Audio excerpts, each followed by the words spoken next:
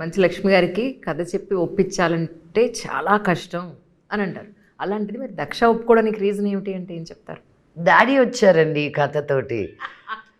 So when he said ఇంకా being in with him you don't get those chances. అన్నాక కూడా చాలా ఒక 1,000,000 things has to come together for you to do your for the movie to come right. So అన్నాను, మీ ముందుకు వచ్చేసరికి ఇంత time అయింది మరి. ఆల్మోస్ట్ ఎంతకాలం పట్టిందండి షూటింగ్ మొత్తం?